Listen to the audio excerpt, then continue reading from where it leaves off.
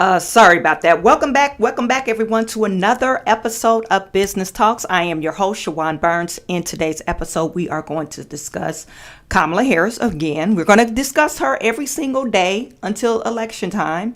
And then we also want to discuss her counterpart, potential Vice President Tim Walz. Tim Walz, yesterday or the day before yesterday, I shared with you some allegations about Tim Walz, possibly allegations of sexual abuse.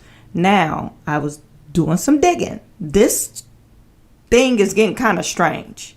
Okay, the guy who actually broke the story, he said, this accuser came to him and, he wrote some personal statements out, or what have you. Okay. And that an individual name is known as Black Insurrectionist on YouTube. He's been missing in action, and I'm assuming he is suspended from Twitter or X. That is allegedly. I'm not for sure, but his last tweet he posted since he's been doxxed. Okay, I guess his identity was revealed, and not his house, but his neighbor house. They got the wrong location when they tried to Google Snap his location or Google Map his location. They put his neighbor's house out there, and and that's the last we heard of him or from him. Okay, so there's more to the story. Okay. There's another person that's came out and talked to another YouTuber, and then there's this same individual that I shared the email messages with you on Tuesday. He is also talking to another. They're not main reporters, but another reporter on X. Okay, and they're trying to actually, I guess, get a lawyer for this guy so he could have some type of protection and actually come out with a public statement on news media. Okay, so I don't know what's going on with that, but I do have some interesting things I want to share with you in regards to Tim Walz and these victims. Okay, so that's what we're doing today, Kamala Harris and Tim Walz. Okay, so you guys stay tuned for another episode of Business Talks. Something like this. Looks a little bit like I can't miss. Hey, this is what you call a bad. What? This is what you call a bad. Something like this. Looks a little bit like I can't miss. Hey, this is what you call a bad. What? This is what you call a bad.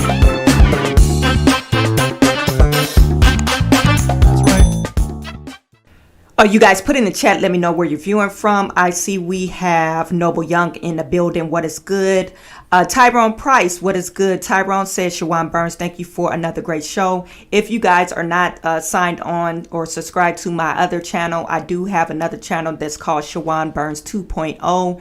And we do this podcast called Unpopular Opinion Podcast, and we cover trending news. Sometimes it's politics, and sometimes we, cover things that's in the U.S. and other countries. Okay, but it's mainly trending news. That podcast, we go live Monday, Wednesday, and Friday, starting at 9:30 Eastern Standard Time. Okay, 9:30 a.m. Eastern Standard Time. So I really appreciate everyone that tunes into that show. It's especially thanks for the shout out, Tyrone. I really appreciate you. Edgar is in the building. Let's go. Anger Mismanagement is in the building. Black Lives MAGA. That's what's good. Black Lives MAGA. That is so true. Rosalie Mercury. I've seen the allegations on X. Black Insurrectionist has posted what he/she has or claims are receipts about Walz. It's been debunked though, so I'm no longer sure who to believe. And this is why I want to share with you guys today, because You know, there's a lot of people debunking this guy's claim, black insurrectionist claim. But then this other person that has nothing to do, I don't even think they know black insurrectionists. They have nothing to do with him. He ended up giving the guy's information, and now this other guy is involved. So we'll take a look. I'll let you guys make your own judgment about it. It's starting to get pretty, it's starting to grow tentacles. That's what I want to say. It's starting to grow. This story is starting to grow arms and legs. Okay. Champions, happy hump day. Miss Burns, thank you for tuning in. Aaron is saying, I had a strange feeling that Tampon Tim was a groomer. It sounds like he's a groomer, allegedly. I can't imagine having two people from two different schools. This other story I want to share with you, this is from a different school, okay? A different school. So it's kind of suspicious that we have two different schools that would come out and say the same thing, okay? Laura Logan is in the building. What is good? Rihanna 35 watching, 14 likes. You guys get the likes up. We really appreciate you. Remember to hit that subscribe button if you're not already subscribed to the channel. Anytime the mainstream media runs from the story, you know the story has merit. Yeah, I think there might be some merit behind this. There's a lot of verifiable information in that last story I shared with you on Tuesday. I'm in the process now trying to FOIA some information from the alleged school, from the first victim. I'll let you know if I made headway. But the school, if you guys want to do some research on your own, the school is called Alliance Public School, and it's in Nebraska. That is the school that Tim Walz was assistant coach and I believe an English teacher, but he was a teacher, and this was back in 1995. Okay, this is when the victim is saying this all occurred, the first victim. Okay, so if you guys want to do your own research and send it to me at info@chawanneburns.com, I really appreciate it. That's if you want to do your own research. Q out of the DFW. Hey, Chawanne again. Q tuned into my morning show. I really appreciate you. Dave Singerman from Cocoa Beach. We have Amversar from New Jersey. Laura from Georgia. Amversar is saying, honestly think Chawanne is the only YouTuber that is covering these type of details. Yeah, I think some people are afraid of covering this type of stuff because they don't want to be like, because YouTube, once they get on saying, oh, you did something out of YouTube guidelines, they will shut your channel down or give you in suspension for 7 days or some crazy stuff. So you got to say allegedly. This is all alleged claims against Tim Walz. Now, like I said, this story is growing arms and legs to it. I would like to see if the story holds some type of merit. Of course, these victims will have to come out. Okay.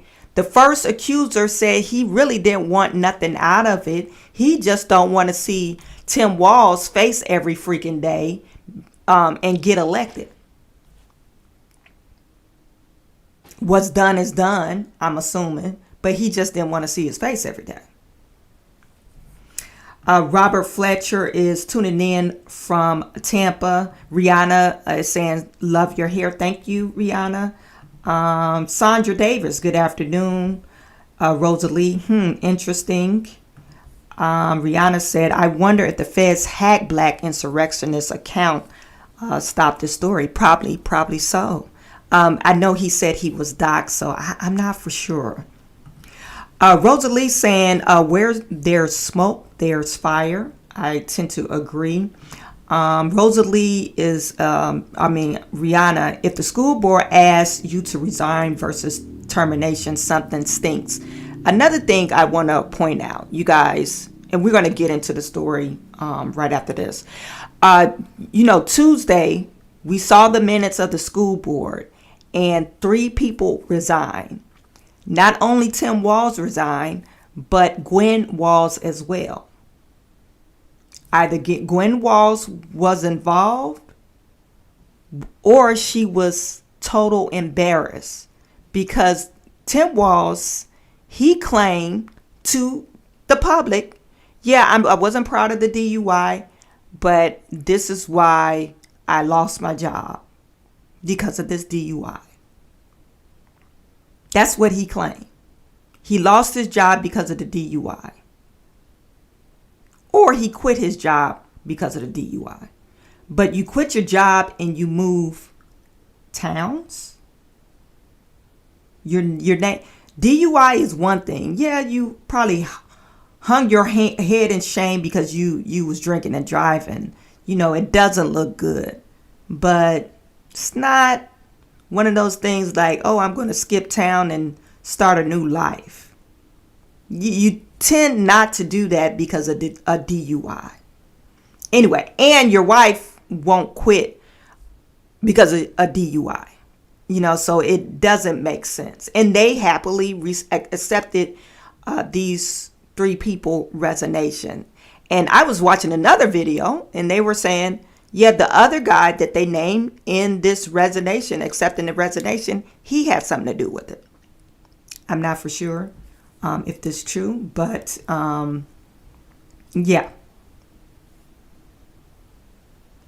Aaron is watching from Hawaii. And Get Notice with Nikki. Thank you for tuning in. So let's get started. Tim Walz, I don't want to hold you guys any longer. I'm just going to start with Tim Walz, then we'll talk about Kamala Harris. But Tim Walz, it's very interesting. This story, like I said, is starting to grow its own tentacles. And once I did my research, it came across my X feed saying, hey, there is another person that is talking about this story. And this person is known as Red Pill 78. He is on Rumble. Not for sure if he has a YouTube channel, but he is on Rumble, okay? And he is saying that the victim reached out to him, and this victim was part of a foreign exchange student program, okay, back in 2002. I think the dates was 2002, 2001, 2002, but they'll get into it. And he said he was also a victim of Tim Walz, okay? And we're going to play this video, okay? If you guys want to follow this account, he is on Rumble. And that account is Red Pill 78. If you type it in the search box, it would directly go. He's the only Red Pill 78 on Rumble. Okay. This guest, and please let me know if you could hear this audio, is going to remain anonymous. And once we get into the content of their story, I think that you're going to understand why. But my guest today is going to be called Rick. He will not be on video, and we are going to be masking his voice with some sort of audio trickery on the other side. And so, Rick, thank you very much for being here with us today as well. Thank you. Nice to meet you for the first time. It's a pleasure to meet you as well. All right, so I guess let's tee this up. Today, we're primarily going to be talking about a program that was created and is still administered by the State Department. And the reason we're talking about that is because it connects to Governor Tim Walz of Minnesota, who, of course, is also running as the vice presidential candidate for Kamala Harris on the Democrat ticket. Rick, let's begin with your experience. Clearly, you have an accent. Can you tell us where you're from? this is this thing I can definitely talk about. I am from Kazakhstan, and today I would like to tell you how I was the part of the exchange student program called Flex back into 2004 and 2005. And what grade were you in 2004, 2005? Well, I was supposed to be at the 10th grade uh, back in my country, and this is the year I went to America. Okay. All right. So you were between 15, 16 years old, something like that? Yes, 16. 16. All right. And what can you tell us about the Flex program itself? How did you come to be involved with that? So they started working with many different countries some time ago. The program itself has a very long history. And back then it was pretty simple. You are just a school kid from Kazakhstan, or it could be another country. And then there were some people who came to your school and introduced the program saying that you can study 1 year in the United States as an exchange student for free, and you even get paid each month by that program. And many people back then, and I would say they still think this is a great opportunity because it's a valuable experience if you go back to your country, like Kazakhstan, and you say, I lived in the United States, I studied there, and it's supposed to help you later in life. Right. So some people come and represent the program, telling every detail about it, but it takes like 1 year to be approved. It is a very long process. So I was applying to the program when I was studying at the 9th grade. And during this whole year, I would take different tests. I would do many things like writing essays in English. And I believe they're checked by some people in Washington, like psychologists, to see just if a kid is ready to live 1 year alone with no friends, no family, etc. So during the whole year in the 9th grade, I was taking the tests, writing essays, and filling as much information about myself, about the food I like, my photos, my parents, the work of my parents, my grades, basically every aspect of my life, they had it. And yeah, if you have any specific questions, you can ask. So Yes. Yes. So, and just in case anybody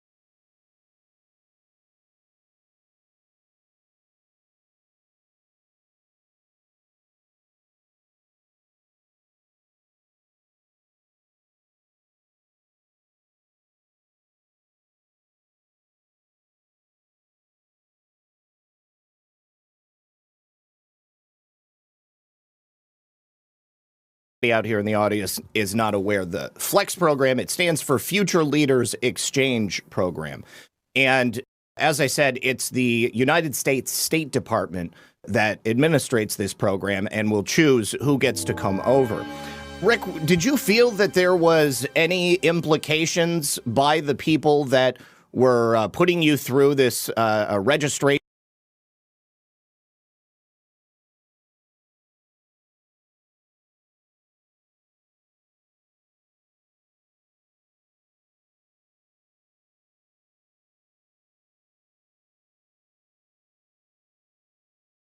and selection process to maintain a relationship beyond your time in that program? Or was the expectation that you would go on to use the skills that you learned in America and put them to work here in Kazakhstan?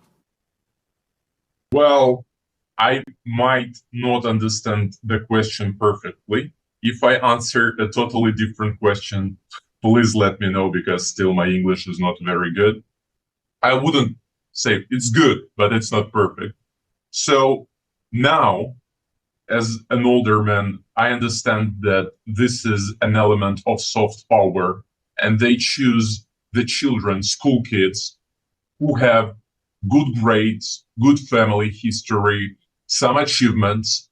They pay for these kids to come and visit America. And it's supposed to be a dream for many of school kids. Let's talk only about my home country, Kazakhstan. But maybe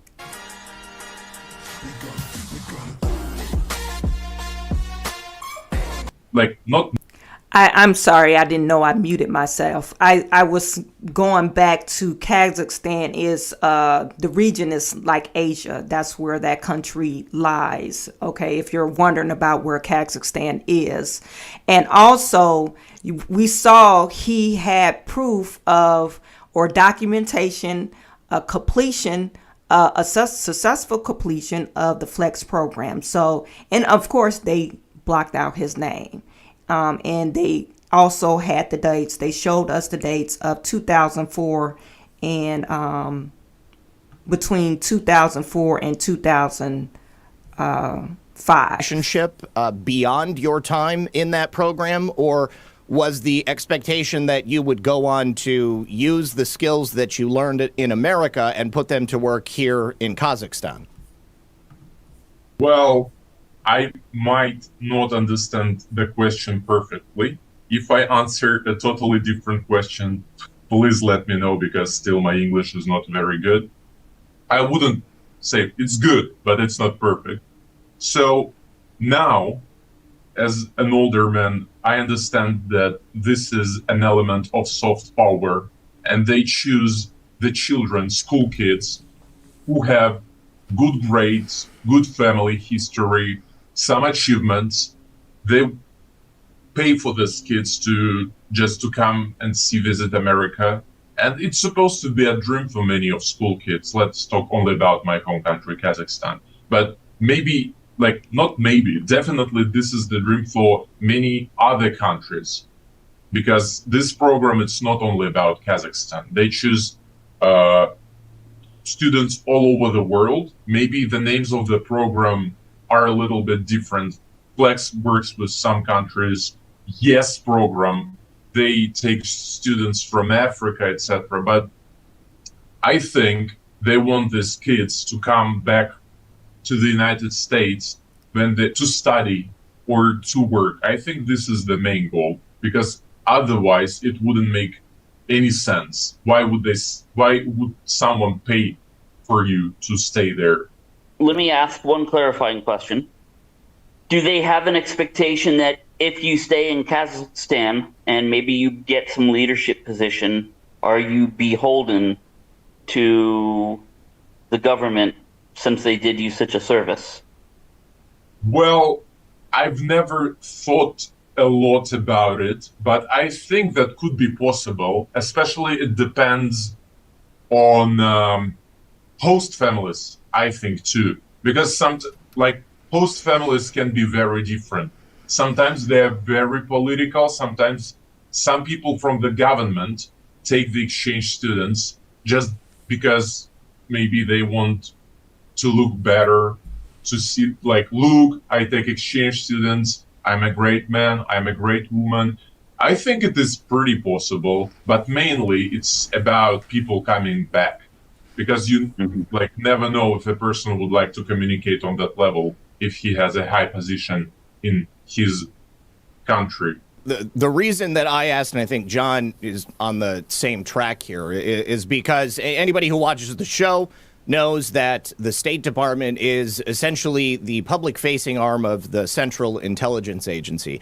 And it's through the State Department and their diplomatic missions in countries all over the world, Kazakhstan or where else, that the CIA is able to operate within those countries and do it in a clandestine fashion.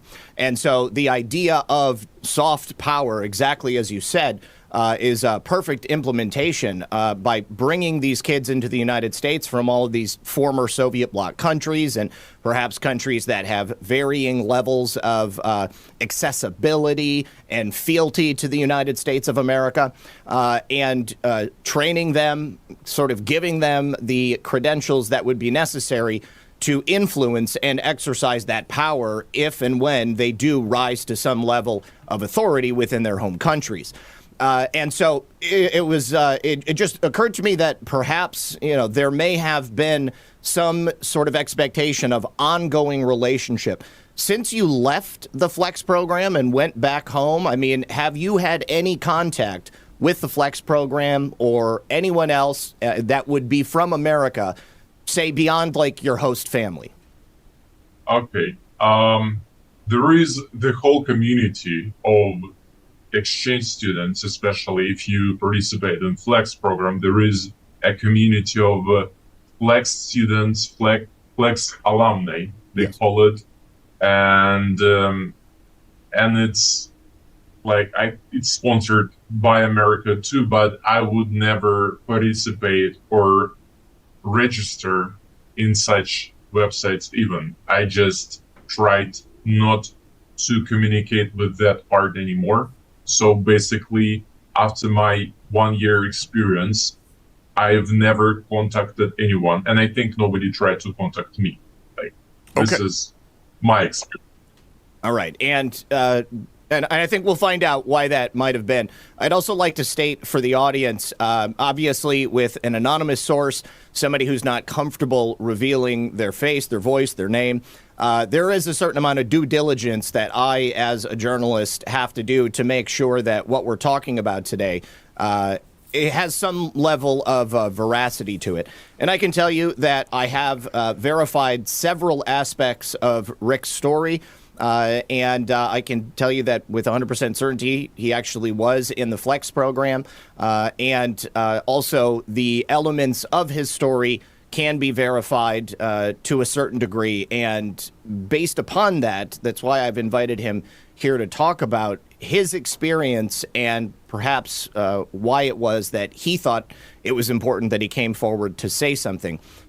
When you were given entrance into the Flex program, and you came to America, what was your experience like with your host family and with perhaps, the other Americans that you would interact with here in the program and at the school? Well, I can definitely say that people are very different from my home country because, well, cultures are definitely different because if we talk about my home country, this is not a common thing to take an unknown student to live with you for 1 year. So this is the first part that seemed very strange to me. Like, why would anyone take an exchange student from another country for 1 year and you are supposed to feed him, you're supposed to take care of him? That's a lot of work. And it is called single placement, which means you have only one of the parents. So you live like, just sometimes you live with one host parent. It could be host mother or host father. Sometimes it could be a whole family. You never know, because there are some organizations that they work with Flex, and Flex send all of your information to these organizations, all about you, each fact, the food you like, the people you like, all of your qualities. And these organizations start to look for a potential host family. So, yeah, they are always different. And let's go back to your question. People are very different, and we're very different. At school, it was pretty hard to make friends because, well, on the one hand, you are an exchange student from another country, and no one knows a lot about your home country. So this is a good way to start a friendship, but sometimes due to the level of the language and many different reasons, like being shy, it would be difficult. And I want to point out that Kazakhstan, I said it's in Asia, it's Central Asia, but their main language is Russia. So I don't know if they're part of Russia or if they're part of some other country. But if you look for Kazakhstan on the map, it is. Let me just pull it up for you.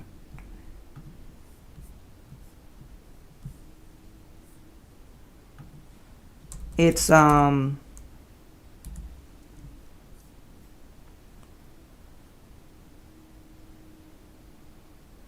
me share this with you.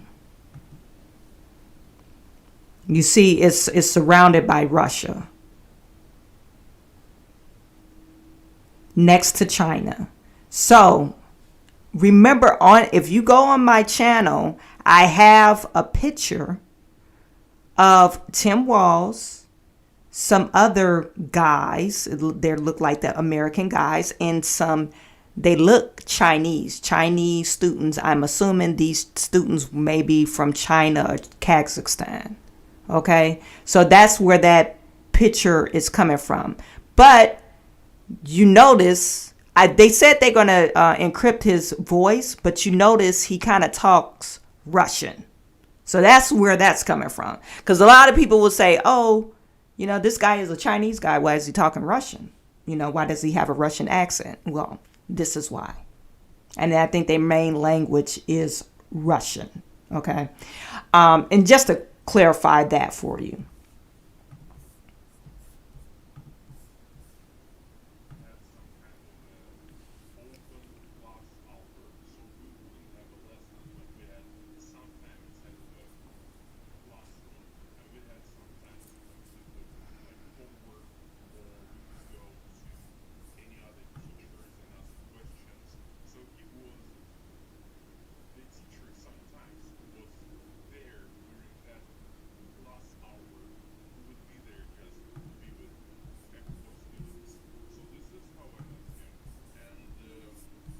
Experience and interactions, they were actually pretty positive, because he seemed that he was really curious about foreign culture. And well, everybody would know that I'm an exchange student, and as for some reason, of maybe not for some reason, but older people like teachers, they were more interested like in these exchange students. And maybe I had a problem making friends with other students, but I definitely had no problems communicating with the teachers, and especially with Tim, because like he was pretty friendly at first, asking like about the culture, about just general countries in West, etc. So. All right. And when did the relationship with Tim Walz become unsettling or uncomfortable for you? Well, I had a story. I had a lesson. Just it was at the beginning of the school day, and it was PE, and we had lockers to keep all of the things together. And after I got back, I realized that some of my things, personal belongings, were missing, and I was really upset about that, because, well, somebody steals from you some personal stuff, and you're an exchange student and you don't know what to do. You're just upset. I went to my PE teacher and told him about the story, but he didn't seem to care about it a lot. He said, look, like, there is nothing we can do about it, sorry. And I was extremely upset, and I went to the next class right before the class hour, and I spent the next lesson just lying on my desk, almost crying. And I went to class hour later hoping that some of the people I know would support me or do something, and Tim was there. And when I came in, he could see that I was pretty upset. Well, I was almost crying. And like, he could definitely tell that something happened. And because of that, after this open class hour started, he invited me to the next, like, near classroom, which was empty, just to talk about it.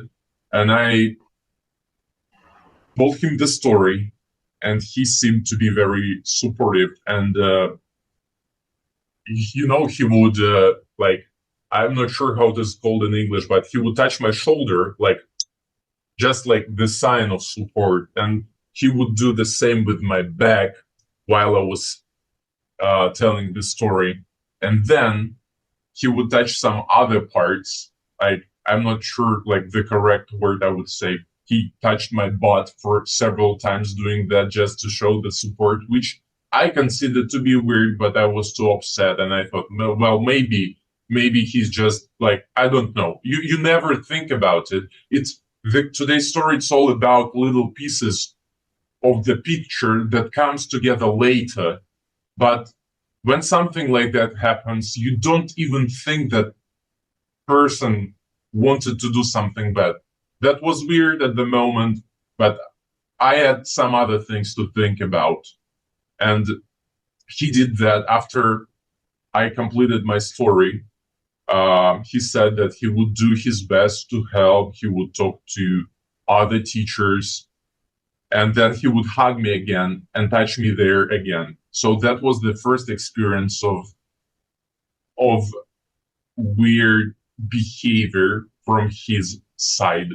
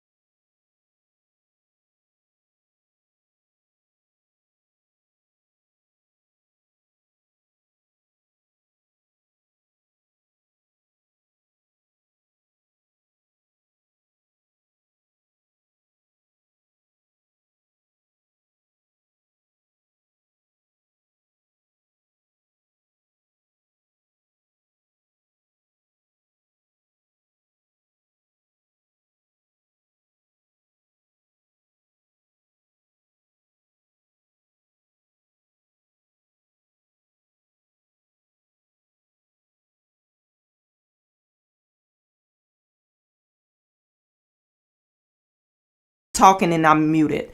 Remember, if you guys go back to my last video, and I separated the video out for you, the alleged victim described the same thing that happened to him. They were dancing on the dance floor or at the concert, and Tim Walz was caressing his body. Okay? He was caressing his body, rubbing his back, and he moved down to, at one point, he had his hands in his pants kind of touching the top of his butt. Exact same thing. Different person, exact same thing.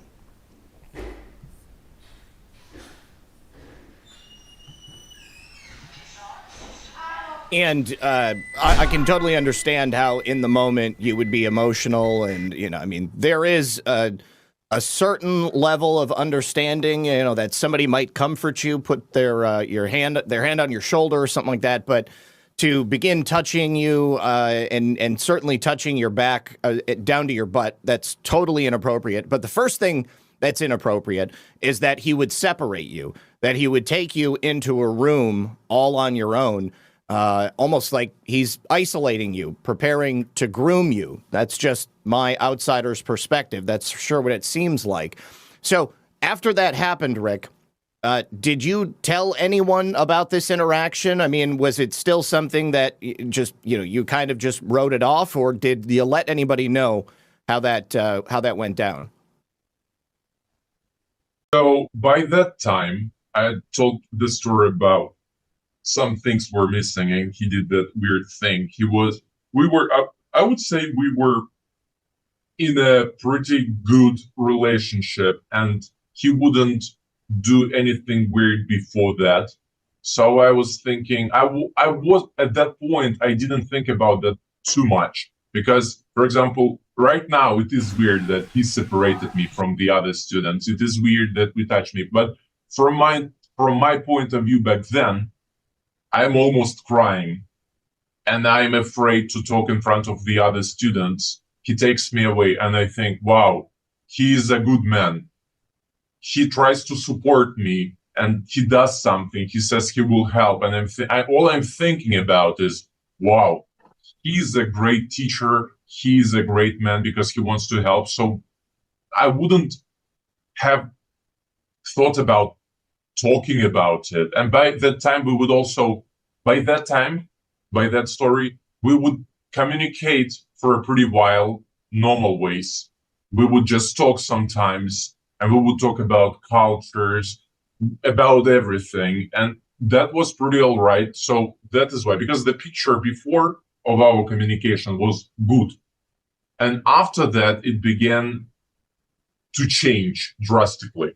Are you worried about the future of the U.S. economy? Well, if you are, I'm not going to blame you because with so much uncertainty.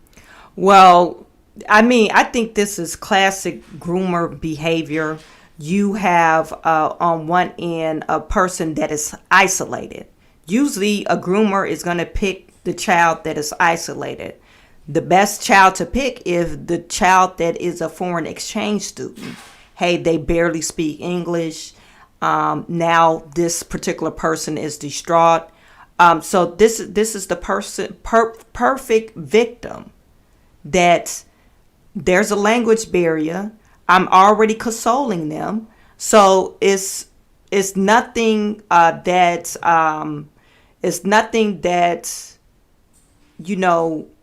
will bite me back in the butt immediately, right? Immediately, because one, I'm this person's friend. They're isolated victim because they don't really have no friends. They don't know how to talk because they communicate very little English, broken English, if any. And then, they really don't trust nobody. So they don't really, have anybody to talk to as far as for an adult.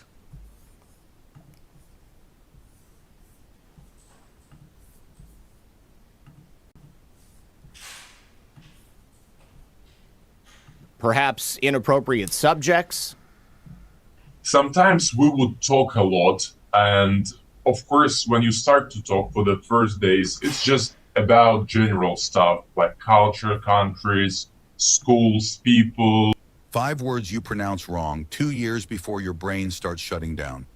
Dementia is now known as families, etc. But sometimes we would even go outside after school. I mean, it was not like everyday thing because I was a student. I was finishing earlier than the teachers. Sometimes he had the days when he would leave the school a little earlier, and we would just walk around the school area and talk. And sometimes he started to talk about more personal things, which were very weird. And he would talk about conservative people in my home country.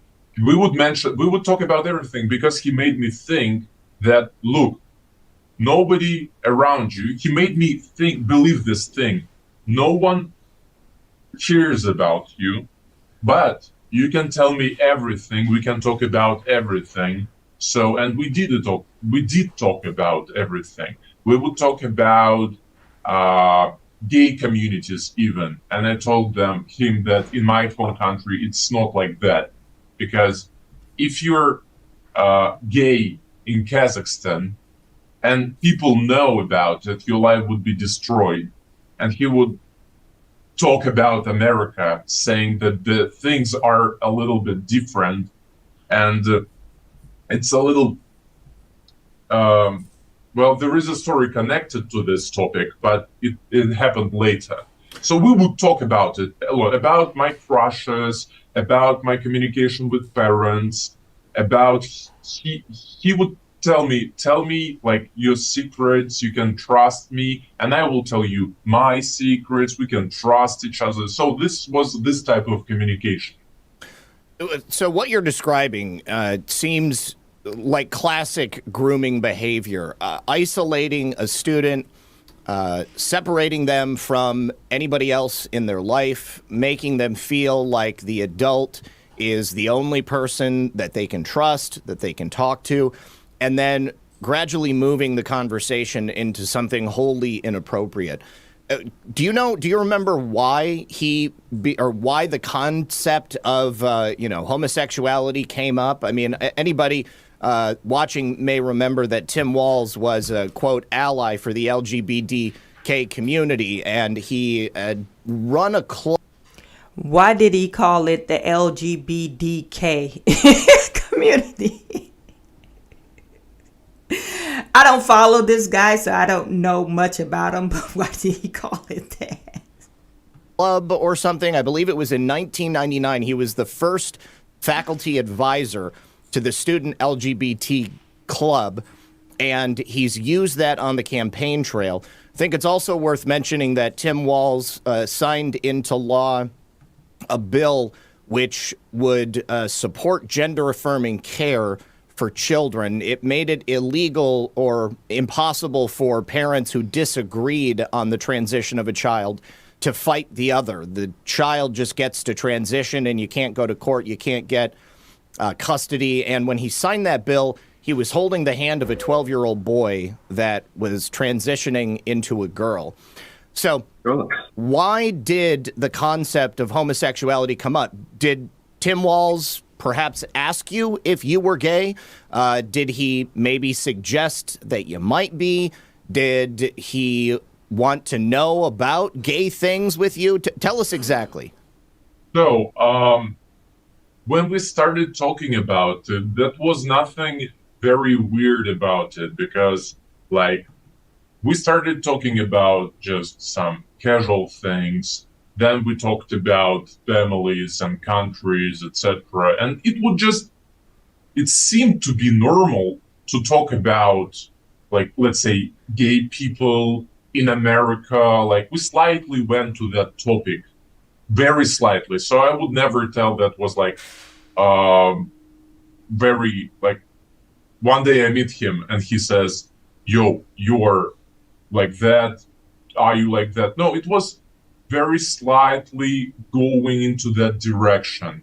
So, and that way back then I didn't feel that anything was wrong. We were just discussing gay people and lesbian people, and like sometimes we talked about like my personal experience with like communicating privately, let's say, with girls, and later that was almost the end of the story. But I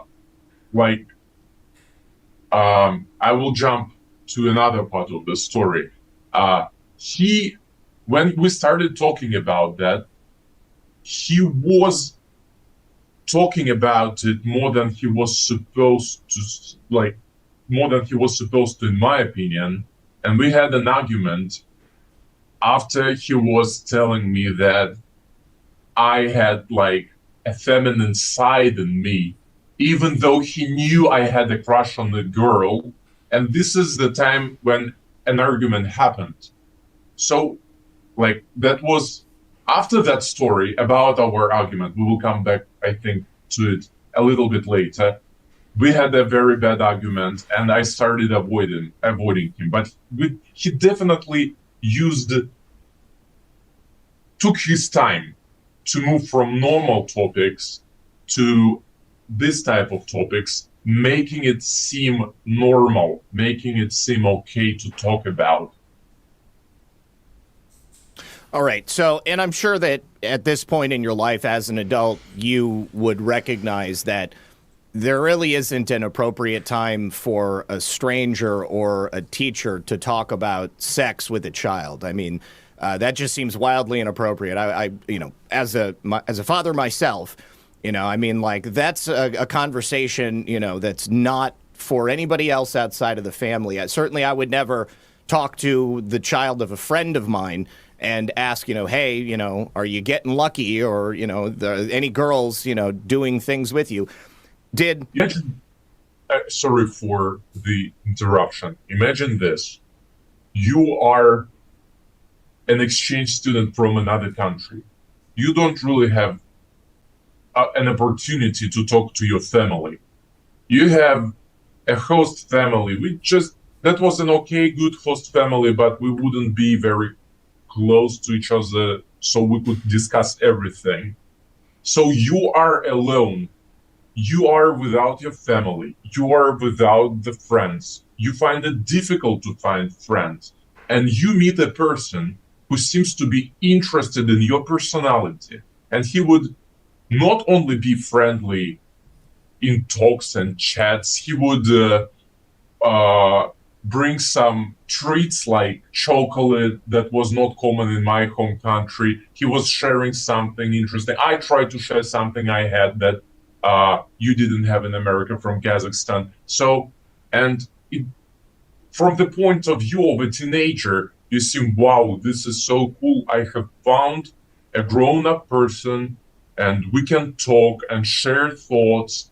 We can do something together. And actually, that makes your exchange year go way better when you have someone around who seems to be caring about you.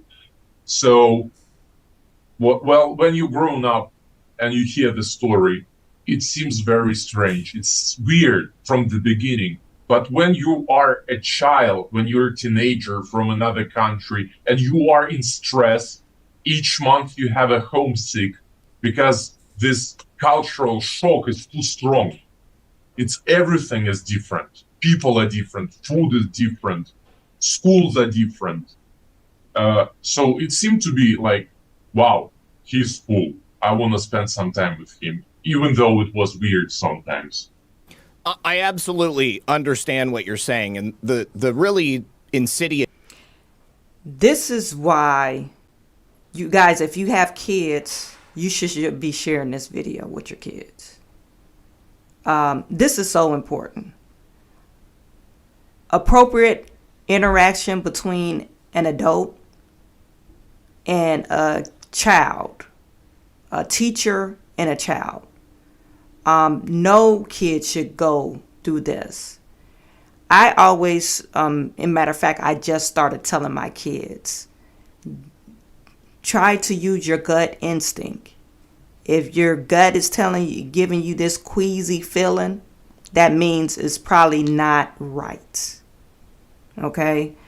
You probably want to get out of that situation as quick as possible. Go with your gut. Follow your intuition. And, teaching your child at a young age to follow their intuition, a lot of times they will get out of things happening to them like this, Right now, it just sounds like this was inappropriate touching, and,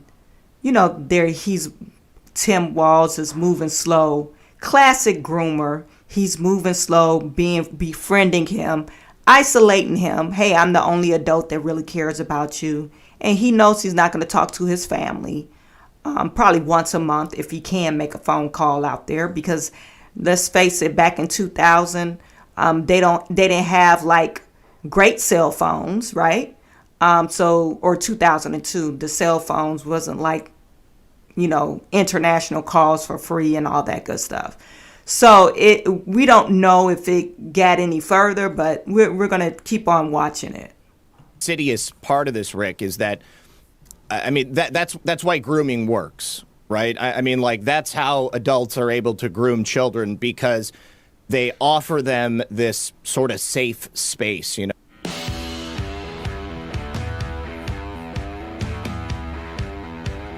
make them believe that, this relationship is something that, maybe they're not going to get someplace else, and it's totally safe in that situation. And in a normal, healthy relationship between an adult and a child, that would be totally platonic and not go down any inappropriate rabbit holes. I mean, it may be. I think that there are plenty of teachers and students out there who have, great friendly relationships, and teachers can be a source of comfort or, perhaps a solace if they want to talk. But it's when it goes and veers into the category that we're talking about today that it becomes totally strange. And it may have been at one point, like in another world, perhaps it would have been a totally appropriate relationship. But what happened to you definitely separates it from anything that would even approach appropriate. Now, when he made this comment to you about your effeminate side, did it seem like he was trying to convince you that you were gay, or that perhaps you may be interested in it and you weren't aware of it? Well, I think he knew that I knew myself enough to say certain things.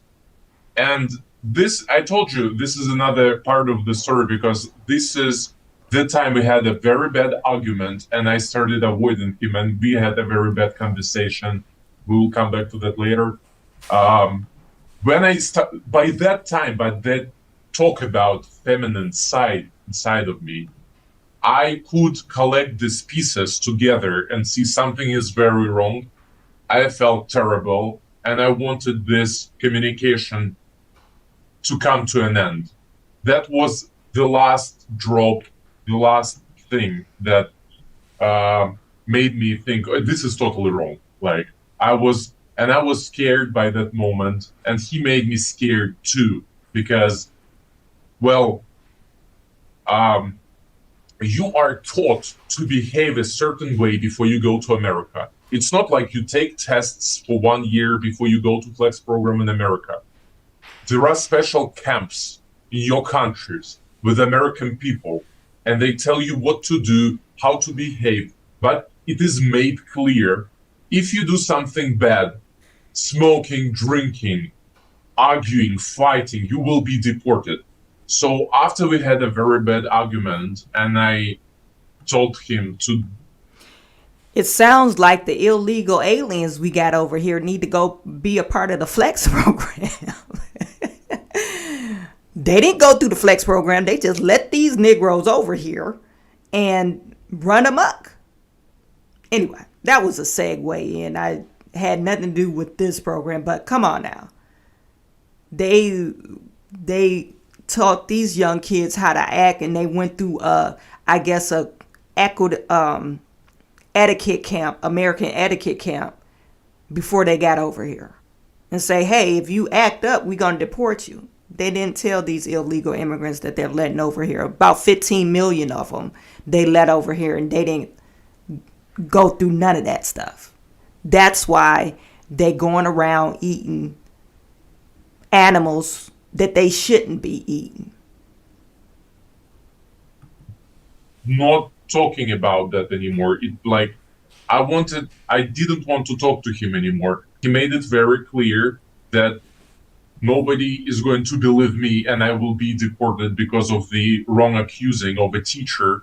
So that was our conversation and the argument after the feminine side. And this is why I didn't have anyone by that point I could discuss it with. I was scared. I didn't want to go back to my home country, because he would say during that conversation that I would be not betray.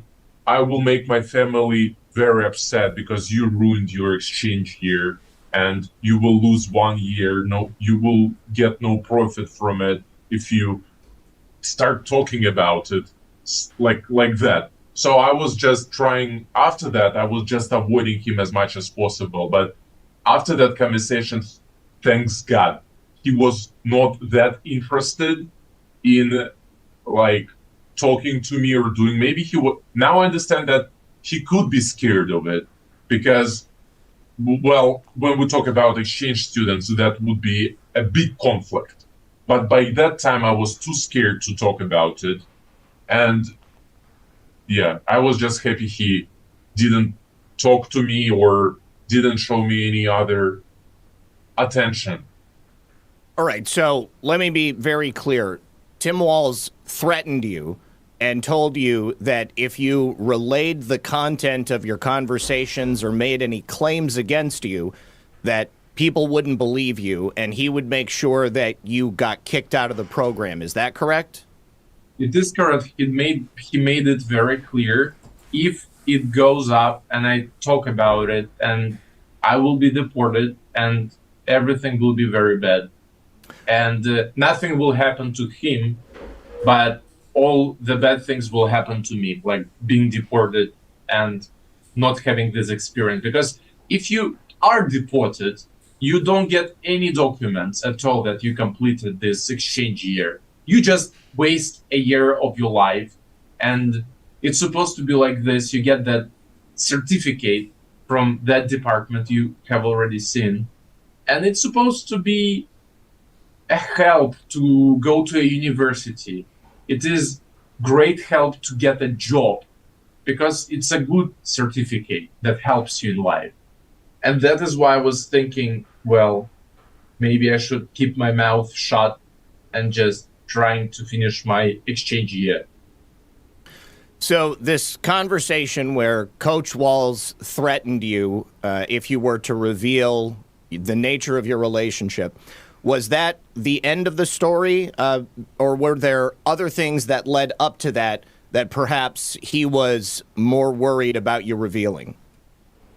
Well, there are definitely some other strange and weird episodes, I would say, that led to this whole conversation. It's about these weird things he would do, and I can tell about this. Please do. Yeah, so it started with my things missing. We knew each other pretty well, and everything before that was pretty good. Then he started acting weird, but I didn't realize it back then.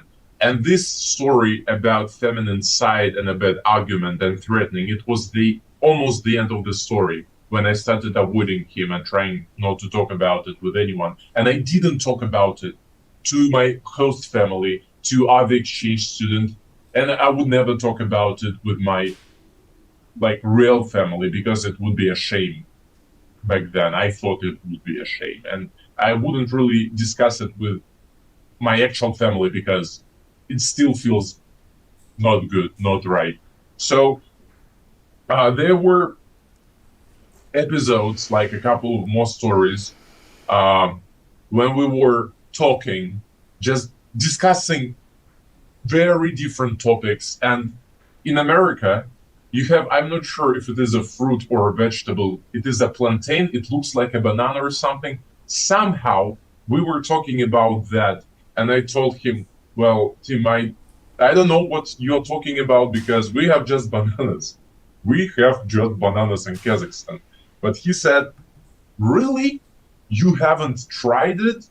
And he said, it's really great. I'll bring some. You should try it. And some days later, he did bring something with him, like in a package or something. I'm not sure how, plastic bag. I'm not sure how you call it correctly.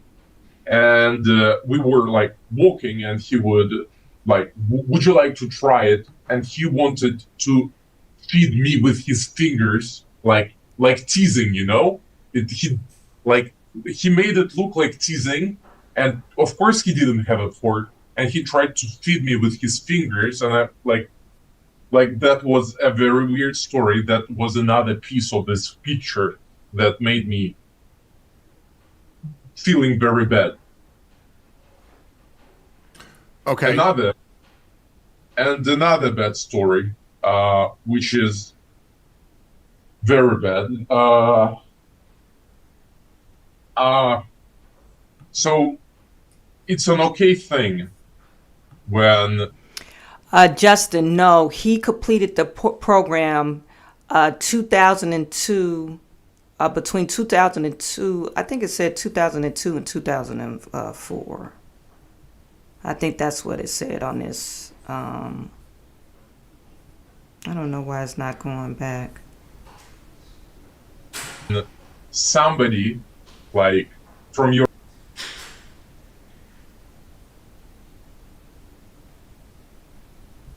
organizations, or even of the teachers, somebody like who is a volunteer and they take exchange students somewhere, it's an okay thing, because you have mentors and people can participate in your exchange program even though if they're teachers, so like people know each other. So another bad story, he realized that I didn't know how to swim, and he would take like several other students with us, and we would go to a swimming pool, which was not really far away.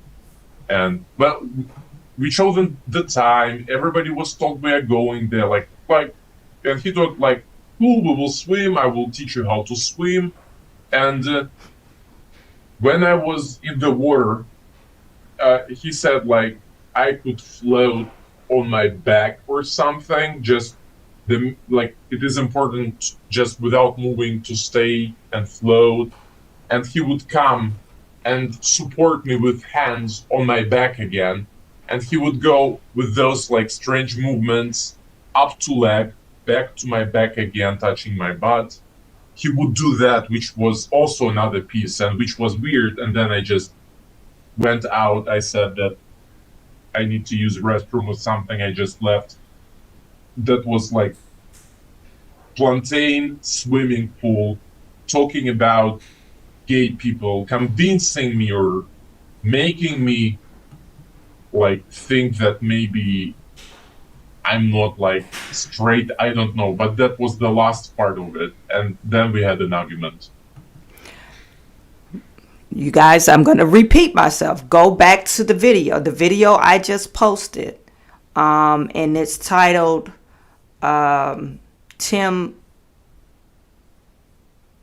Shocking Tim Walz Allegations That Will Cost Kamala Harris the Election.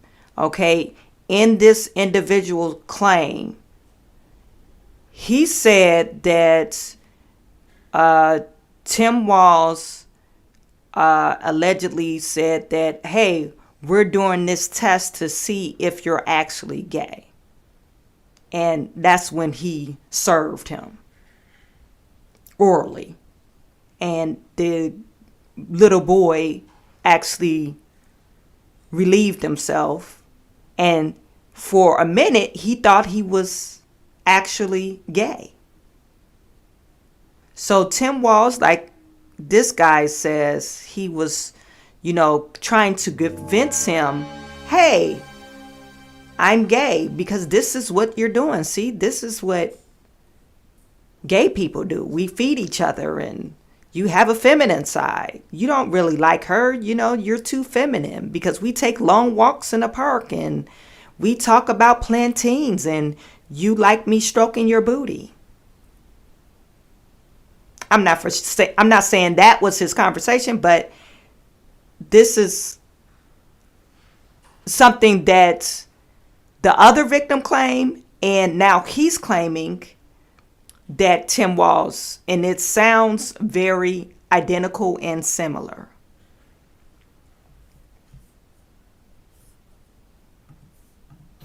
So did he suggest that you should join the LGBTQ club or anything like that?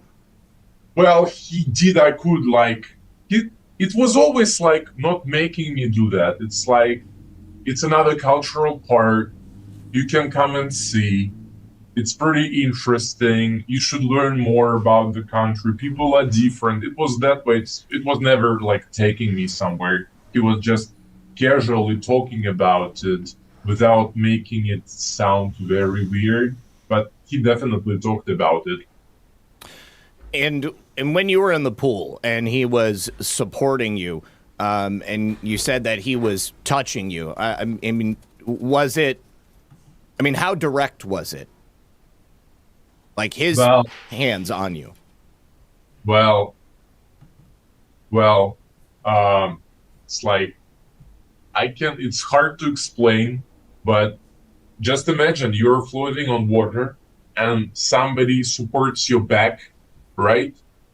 And he would just do the same with different parts of my body, like back and legs and butt.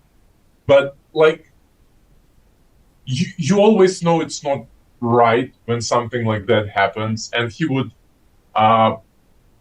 it seemed to me that like he made some pressure with his finger, like when it was on my butt. And that time I just said, sorry, my stomach, I need to go to toilet, blah, blah, blah. So it was that type of movement, which is not just, slightly touching your back or butt. It was some pressure on that special part. Like he was trying to slide his hand between your butt cheeks, maybe?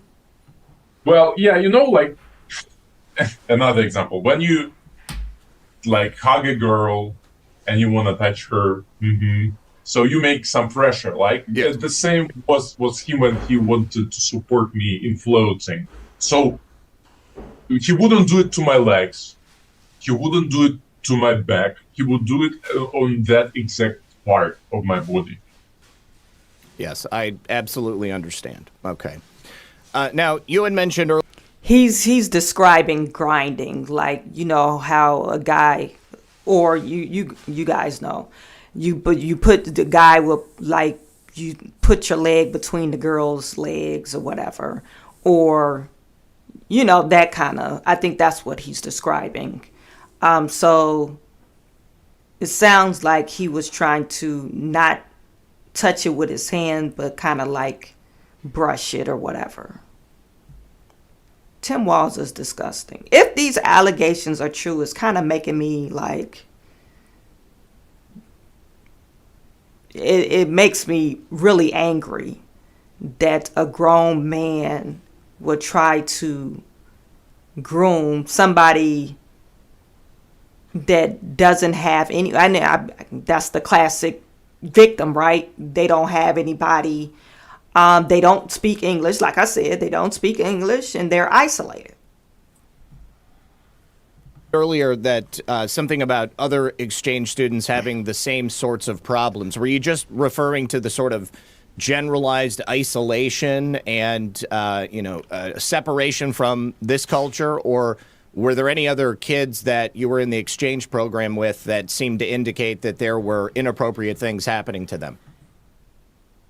There are a lot of inappropriate things that happen to exchange students, and they are afraid to talk about it because they are afraid to be deported, because they think it would be a shame if their family knows, especially if they're from Kazakhstan and countries like that, like Muslim countries. And I know a girl, not from Kazakhstan. She was also an exchange student. The story was not about the teacher. It's about, she was raped. She was raped and she didn't talk about it to anyone because she was afraid she would be deported. And these things happen to exchange students. And they don't even share these things between each other. It's been like some time after I got told about the story by a friend of mine. She was in a good relationship with him. They would tell me later she was raped and she was afraid she would be deported. So she would just seem everything was okay. And there are stories like, I believe every year something happens to exchange students, and for some reason, like not for some reason, there are reasons, and they don't talk about it. It's either family or they're afraid to be deported. Well, I mean, I absolutely understand it. And, as I've said, I don't know if I said this on the air, but if I definitely talked about it offline. There have been a number of child exploitation cover-ups that have gone on specifically at the State Department. And you may or may not be aware, but I mean, there is a child trafficking pipeline that exists all throughout the world. And this type of program is ripe for that sort of activity to take place. So the fact that it happened to you, I'm very, very sorry for that. But unfortunately, I'm not entirely surprised. It's disturbing. And I hope that this story makes people aware that this is the type of behavior that we see people engaging in. And all too often, it seems that it's connected to politicians and people who put themselves into positions of power over children, over others, because that way they have access. Since coming back to Kazakhstan, I mean, have you talked to many people about this? I didn't talk about it for years, and I would go to later when I started making money, like several years later, I would pay a psychiatrist just because I couldn't talk about it with my friends and family. And I think maybe it changed me. That experience changed me because I never can talk normally about the problems I have in life, and I need to pay a person to listen to me because I know that he doesn't know me and he's not supposed to tell anyone else about your experience. And I would pay a psychiatrist some money, but it's not the thing I could even talk about during the first session or the second session. I just couldn't. I went online. I couldn't talk with my phone. I went in person. I couldn't talk in person because I felt ashamed. But later, after many hours, I have worked with a psychiatrist, and now I feel better talking about it. And then only years after, I could tell it to some close people, but not the family. I just don't want my family to, because they were afraid. Whenever you just go to another country for 1 year, it's supposed to be a crazy luck, and everybody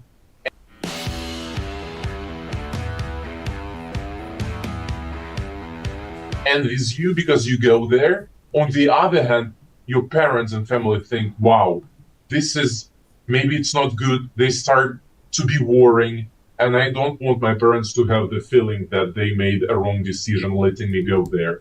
So this is not the thing I would like to discuss with my real family. But finally, I'm here. I can talk about it without being too emotional. And yeah. Well, Rick, let me just tell you, I mean, that's totally normal. I mean, what happened to you is abnormal, but your reaction to it is normal. It's not the kind of thing that anybody wants to have to talk about. And having gone through that experience, and, you know, I mean, I have my own experiences with abuse. So I know how that changes you. I know how that affects the way that you interact with people. And, you know, my heart goes out to you. Is there any other way that you think that this has affected your life since then, besides the obvious, you know, interpersonal relationship issues, issues with intimacy? Well, it's always trust issues because, well, I had a feeling for a long period of time that I cannot trust anyone because something bad can happen without a clear picture of something. I would think that whenever I would get maybe a couple of years after, whenever like some intimacy would like come, I didn't want it, and it made me like feel sick. I wanted to throw up just because I always expected like something to be wrong when it comes to people. And I think if somebody is nice to me, it's not because they like me as a person. I thought they have like something wrong, something was wrong with it. Nobody can like me just because. I thought people love me for a reason, and I didn't know the reason, and it made me feel awful in relationships. And that's why I paid to psychiatrists, just to go through this whole thing. Yeah. So when you came back from the program, was there any sort of debriefing process with representatives of the State Department or the school, you know, with Coach Walz? I mean, was there any other opportunities that you were given to talk about this and perhaps you were made to feel that you shouldn't? Do you understand correctly? After I went back to my home country, have I had an opportunity to talk about it? What happened to me? No. The State Department, the Americans who administrate the program, did they want to know about your experience? And did they perhaps, did they question you? Like, was there a period where maybe they wanted to know if anything had happened? I'm wondering if there's any possible way that perhaps they would have been looking for signs of this taking place and maybe to further exploit children or to perhaps protect them. Well, in my opinion, it works better right now with modern kids who go to America or other countries as exchange students due to several reasons. The first reason, they have the internet and phones, and they are constantly communicating with the whole world. And if something is wrong, probably they will discuss it with someone and they would realize that something is wrong. And I think the whole system of this exchange student changed a little bit. Of course, I was not very, very alone. There is an organization, and you get to have a mentor who's supposed to talk to you sometimes to see if you are getting good grades or bad grades. He's keeping track of, like, this mentor can talk to your host family, this mentor can see your grades, and sometimes this mentor is supposed to talk to you personally. But back in the day, it was some time ago, and nobody really cared. Like, it's just some people come see your grades, ask a couple of questions to your host family. Are you okay? Yeah, I'm good. Or okay, bye. Like, see you like sometime later. So, like, I didn't feel that there was an actual mentor, but it was never a real thing. It was just like, it needs to be done. It was kind of done, but I didn't feel that I could trust the person, because again, I was thinking that I would tell it to a mentor and they would say that I was wrong or that I'm not supposed to talk about it. And I didn't even want to hear that I wasn't supposed to talk about it. I was afraid of just someone else telling me just don't talk about it. So I was just, everything is okay. I'll just finish the year. So their presence was more symbolic than anything else. Yes. I think now it's different though, Okay. because due to modern apps and internet, and I think it's better now.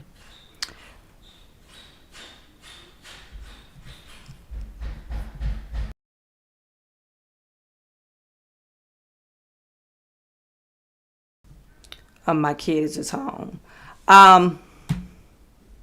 You guys, I pretty much finished the video. This is kind of sad, because these types of programs, foreign exchange programs, probably a lot of things happen in these type of programs because these children are isolated.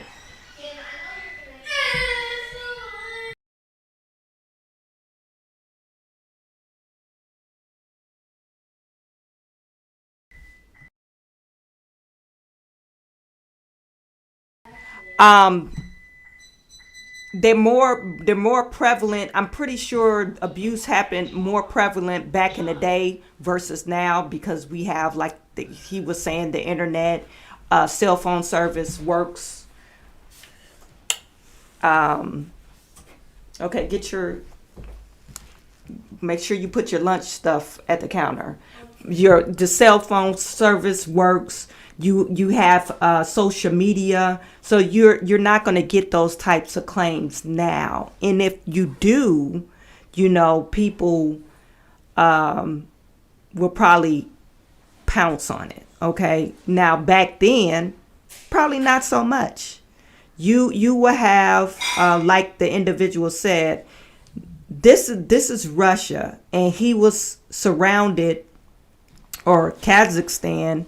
it's surrounded by Russia, and then below Russia or below Kazakhstan is a bunch of Arabic or Islamic type of countries.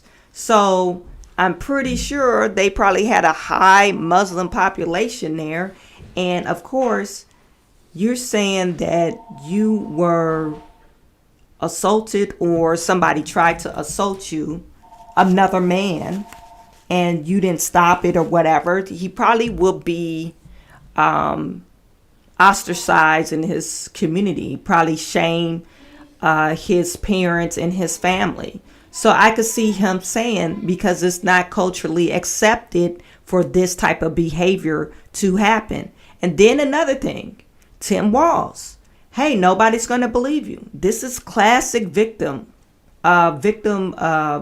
classic abuse of your victim.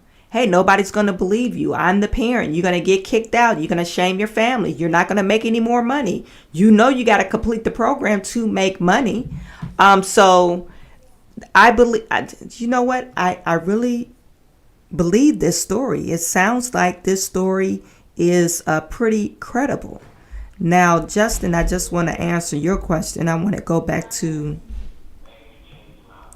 this. Oh, no, I told you what I said. I thought it was 2002. It was 2004 to 2005. 2004 to 2005. Tim Walz' first time running for any office. I think it was in 2005. Let me just look it.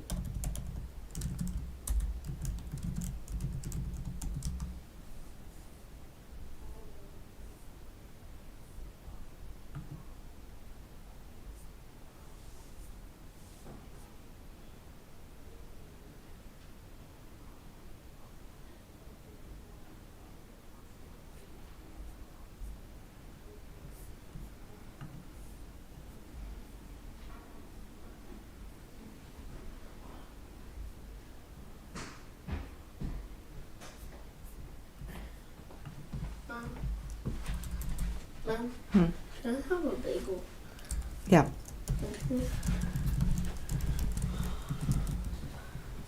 I'm just looking up to see when did Tim Walz run for office. The first time he came or became a House of Representative, that was in 2007.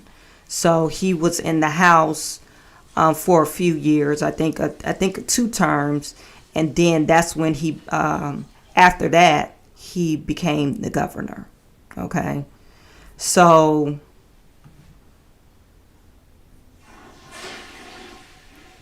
he was a member of the House. Let me just share. Oh, you see it. He was a member of the U.S. House of Representatives from 2007 to 2019.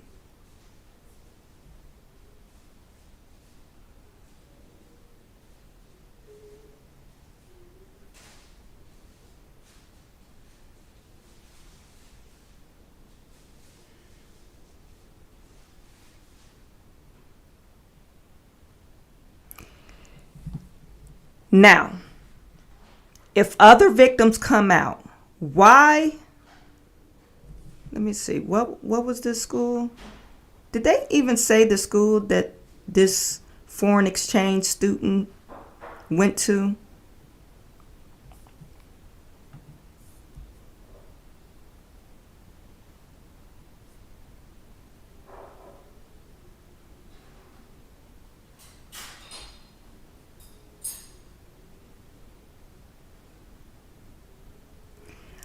He was elected in the U.S. House of Representatives, Minnesota 1st Congressional District in 2006, defeating the 6th-term Republican incumbent.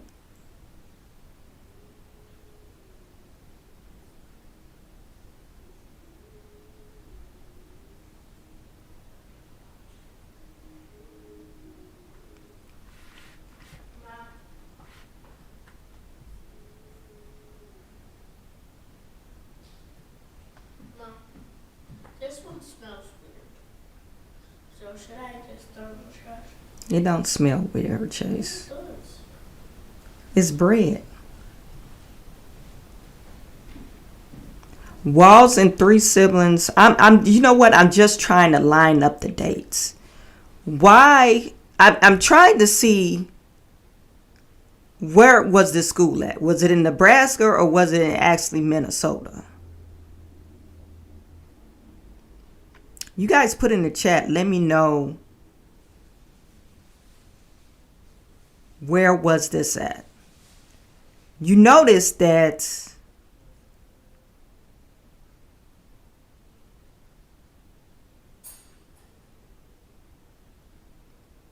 he retired from the military in May of 2005. Okay. I'm trying to see, when did he move to Minnesota? He went from Nebraska to Minnesota, but why? Why did he do that?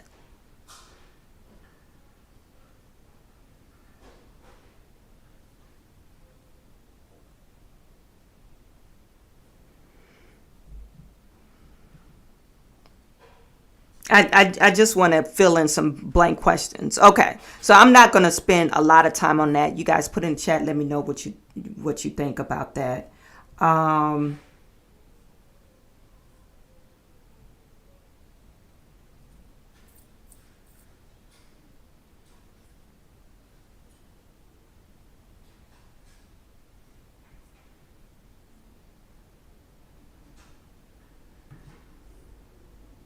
J6, a male police officer killed an innocent unarmed woman. No one else died on January 6th. I don't know who you guys are responding to. Alliance. I know. So Alliance, the story I covered on Tuesday, that was the Alliance school.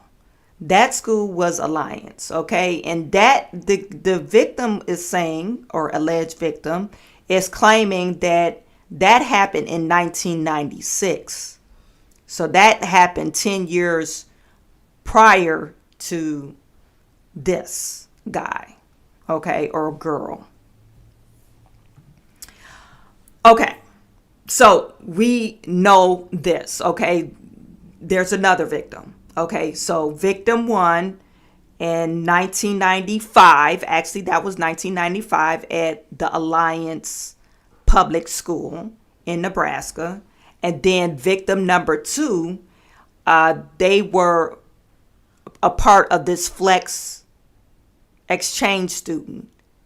Don't know what school that was. I'm not for sure if, if Red Pill talked about it, but it looks like he did participate.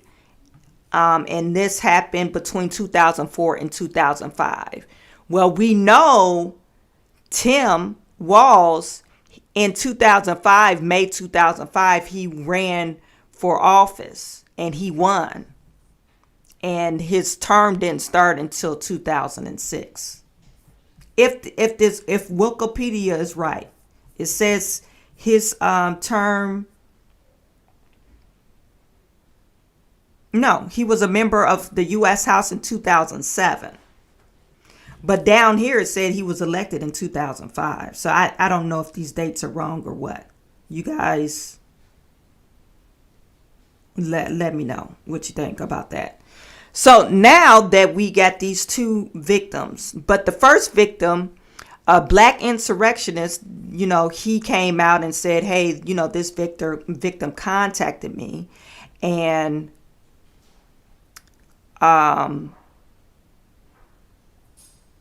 everyone came out and started, saying things about his emails, saying, yeah, your emails look fake. It's not believable. They said a lot of things against him. Okay.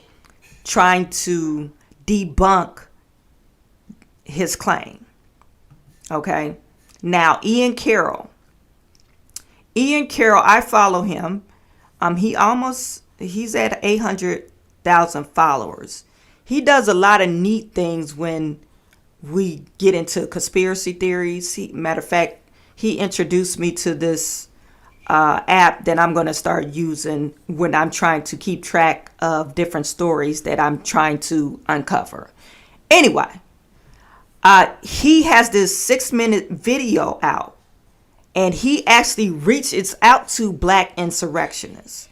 And you guys, I want you to hear this. I want you to hear what he says. And admirably. So you know the rumors of Tim Walz going hawk twa on one of floating around the internet the last couple days? Well, there's been a bunch of debunking happening on that claim. And then today there was a serious twist in the story that just developed. So we're about to speed run the claims, the debunks, and then the twist. In the interest of not being a total tease, the twist looks like this, so I'll fill you in just a second. So the claims are a series of leaks being brought out by this Twitter account, allegedly in contact with an email account whistleblower who was 14 when Tim Walz did a lot of stuff when he was their teacher. Relationship developed over a couple of years there, all sorts of allegations. But conservative Twitter has been admirably restrained and thoughtful and cautious about any salacious claims, and everyone was just straight fact checking first, and they found a lot of problems and inconsistencies.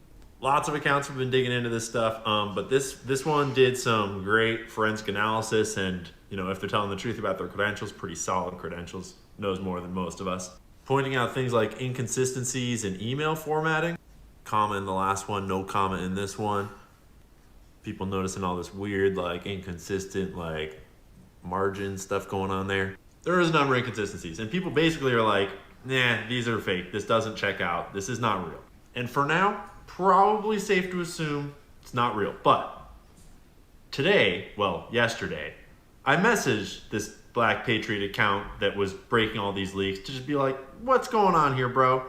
What is this all about? Because, if you've got a source, can I have it?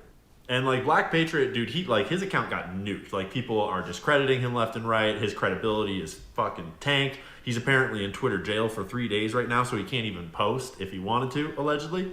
But he said, yeah, the whistleblower is down to talk to you on the phone. And today, I had a 40-minute phone call with what sounded an awful lot like a genuine whistleblower. This is the phone call. There was no weird, breaks in character. There was no weird, the vibe very, and I can be fooled. I'm no ultimate judge of character. I'm not perfect. I'm also not some professional journalist or anything. But my judgment of what I heard and what I asked and what was said to me, it sounded like it was a real story, and the details seemed to line up not only with what else had been said, but also with what I could corroborate about where Tim Walz was at that time and what he was doing at that time, and who knows. And so basically, here's where we're at. Whistleblower is seeking a legal course of action. Not going to say more about that, but allegedly told me that they are not seeking any kind of payout, that they're seeking only reimbursement for court fees, and basically peace of mind to not have to see Tim Walz on screen in the White House for 4 years. And Whistleblower knows of several other people that experienced the same or similar types of abuse. Whistleblower says they have lots of proof. Allegedly, there is a cache of journals and letters, just documents from the time that help corroborate the story. And they're allegedly stashed where multiple of these people have access to them. And allegedly, they feel comfortable sending photos of some of those documents that won't give away their identity yet, but will at least help to corroborate the story, allegedly. Allegedly, there's also more actions being taken behind the scenes that I'm not going to talk about right now. All I'm going to say is that it could all be fake. There's no proof of anything yet, and you should treat it as such. Unconfirmed, uncorroborated internet claims. But there might be something there. And if there is, we want to help protect that individual. We want to help support the leak of that information. And we are doing steps behind the scenes to do that. There's already a somewhat decentralized network of powerful journalists and other protective actors in play, if this does pan out to be true. And if those photos and evidence and stuff starts to come out in the next couple days here, we'll let you all know. And if it's all a big lie and all a big hoax, that's cool too. We all learned something. Props to all of the the people that pumped the brakes and didn't just run away with a story that was unconfirmed. Props to we're learning things. We're learning how the decentralized media does the decentralized thing. And I might be nuking my platform by kind of going out on a limb here, but I mean, I'm not a pro. I'm just a dude that talked on the phone for 40 minutes with someone who I don't know, who sure sounded like they didn't have to be thinking from a script or, didn't sound memorized, had a very complex conversation, sounded like someone who was kind of nervous as fuck and trying to tell a story. We'll see how it pans out. But if we're being honest, I think the story is kind of interesting because, no one's really that surprised. Look at the dude. Just look at him, right? If you don't know the story about that DUI he got and where it was and how he later moved to a different place it's oh boy, Timmy boy, you got skeletons in that closet. And I mean, a long history of lying about just about everything under the sun. And some mighty talented jazz hands up there. I mean, I'm just saying, bro. So anyways, I'm safe. What I know is already decentralized. I'm trying to help. If Homeboy is a real person, I'm trying to keep Whistleblower Boy as safe as they possibly can be. And we'll see what happens. Stay tuned. So the room. So now we saw that. Hold on for a second, you guys.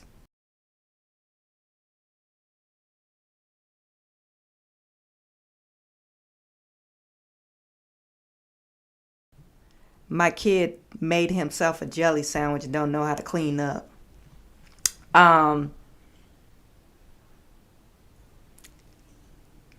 So black insurrectionists, that's he called him Black Patriot, but this guy's name is Black Insurrectionist.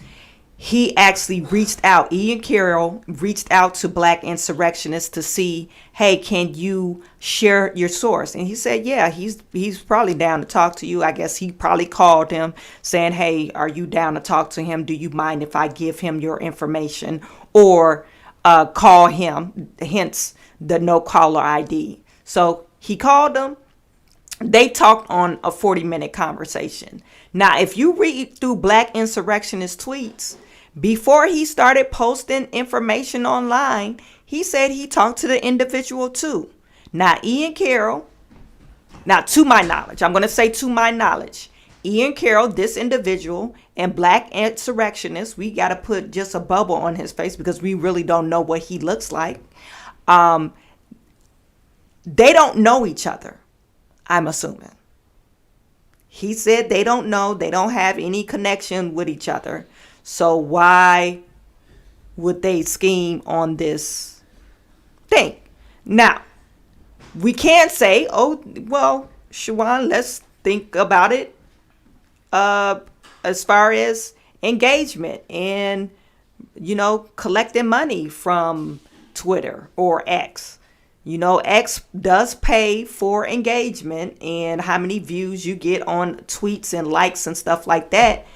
So they pay you per engagement or, your algorithm or whatever. So they might, or Ian Carroll might just be hopping on this story and saying, hey, this is a claim, But I highly doubt that because this guy, I've been following him for a while and he doesn't seem like he'll just pick up a story willy-nilly. We kind of know. If you are in the X space, you kind of know which ones just that blow smoke up your ass and then the ones that don't. Okay. So as far as his credibility, Ian Carroll's credibility, I'm kind of more put at ease. I'm starting to believe this story. Okay. Justin Thompson said, or maybe 06, then started campaigning conflicting information. Yeah, so that's what I think he maybe started. I know he resigned from the army, from the military in 2005. We know that. And he said his reason for his resignation or opting out to retire from the military is because his career in politics. So we know that information. So I think you're right, Justin. I think, of course, you can't just saying I'm resigning or retiring for my political career, and then you automatically start your political career. No, I think he had to run, of course. So, yeah, I think that's where the time frame is lacking. Now, school ends in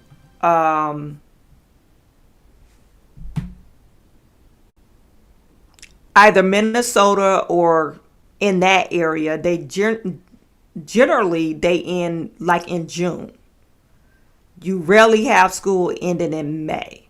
But exchange students, maybe they leave early, or maybe they don't. Maybe they leave right after finals because they are in high school. So they do have finals and testing at that last week of school in the week prior. So I would say in June.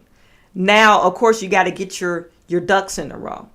My only question was, does this happen in Minnesota or did this happen in Nebraska? Okay. Can you run for office in Minnesota without you being a resident? Probably, I highly doubt that. So I'm more inclined to think that after this incident happened in Nebraska, maybe they moved to Minnesota to get a new name. Start off scratch. I think this is why Tim Walz and Gwen Walz jumped ship from their town. Because now you're known as the child groomer. If it's a small town, it doesn't matter if it was a closed book session that Tim Walz was grooming or having this sexual relationship with a 14-year-old boy. Since it's a small town, it probably spread like wildfire. Now, can anybody tell me, is this the reason why Tim Walz's brother does not deal with him? Would this be one of the reasons? Would this be one of the reasons why his extended family don't deal with Tim Walz? Hey, you're putting a stain on our last name, and they're dead. If you read his bio in Wikipedia, their dad was a part of the school. He was like high up there in Nebraska, the superintendent. But you end up ruining the Walz name. So they had to jump ship. This is what I'm thinking, what I guess any person would do. Why would you stay in a small town and everybody know your name and now you're known as the child sex groomer? Yeah, let's move 2-3 states away to Minnesota where nobody ever heard of us. Q, I believe Q from the DFW, you pointed out. Okay, so Kamala Harris picked the whole groomer. You got to remember if you guys go back to my live feed and we were talking about how Kamala Harris, a lot of people were jumping ship. They didn't want to, run with Kamala Harris. They just bowed out. Josh Shapiro was the top of the list. Josh Shapiro declined. I think that ended up coming out. Josh Shapiro did not want to run with Kamala Harris. So Walz was the very last pick. Remember, I don't even think, did we talk? Yeah, I think, he was in the running. But when when we looked at favorability poll, Walz was like in the last. I don't even think he made it up on the list. It was Josh Shapiro, the other governor or senator from a different state. You guys put in the chat if you remember the guy's name. And Walz, I don't know if they even did a polling on Walz, because he was the last hope. I think since she was pressed for time, they did not do the proper vetting on Walz. So she didn't know. Kamala Harris probably did not know anything about Walz. All she knew is his lies that he posted up. And then afterwards, he was elected or selected to be the running VP. Then people started calling him out on these lies. Even though they called him out prior, they didn't do the proper vetting on Tim Walz.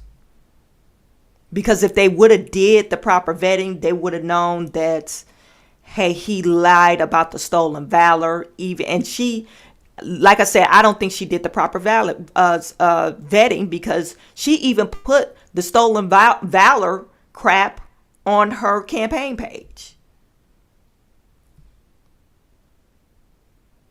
Why didn't you look into his history? You think you have the hands of the CIA or the FBI to look at a person's history. Why didn't you use the FBI to do a background check? Oh, you just thought, oh, he served the National Guard for 25 years. But you didn't wonder why. Why did you move from Nebraska all the way to Minnesota? What was that move about? It really doesn't make any sense. You're a teacher. Why would you move 3-4 states away? Your wife is not from there. Does that make any sense? So I don't think she did the proper vetting, you guys.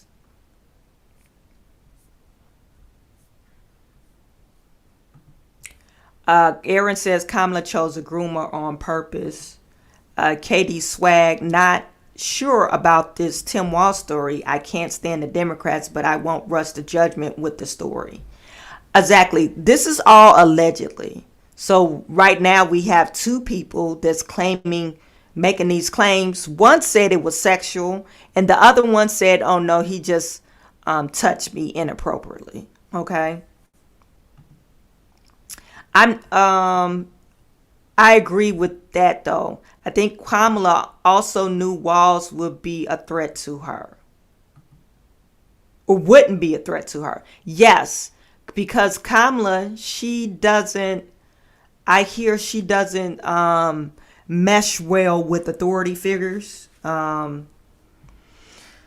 Especially a man. I mean, she needs somebody, a feminine man, to be a part of her reign, you know.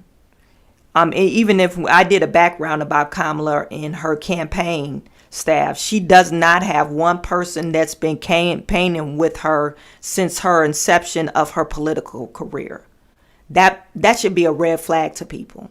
You don't have nobody in your corner that's been there from the start, that's been campaigning with you since you've been running for political office. Usually people keep at least 1-2 people in their corner, you know, and she doesn't have that. Everybody that she has under her campaign is like new people. Her sister, and I think her sister helped her run in 2019. I'm not for sure prior to that. And then I believe her sister husband is going to help her. And I don't know if he's helping her on the campaign trail. There's some couple of people from Obama, but I think they're clashing heads with Obama administration or Obama's team versus Kamala Harris team, because they're suffering which direction they should go in. But it's Kamala Harris. I think she's actually securing the nail in her coffins. Now, if this story takes flight, alleged story takes flight, if some mainstream media pick it up and somebody actually files a lawsuit, that's going to be very damning. But, you know, I could say the liberal media is going to brush it under the rug or make disclaims about this information. They're going to say this information is false, And if you already look at some of the back channel websites, some of these liberal back channel websites are saying, oh, another false allegation is made.